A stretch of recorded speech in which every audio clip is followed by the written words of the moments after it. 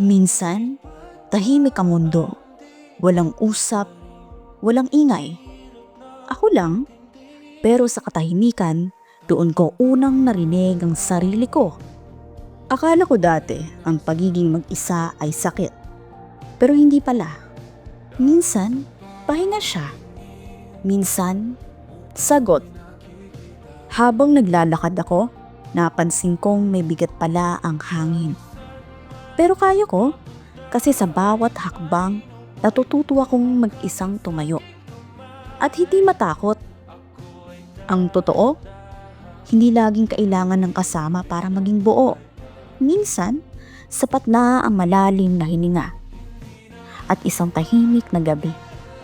Sa dilim, natuto akong umasa. Sa ilaw, na wala pa. At ngayon, ako lang. Hindi na ako takot kasi sa katahimikan, doon nagsisimula ang lakas.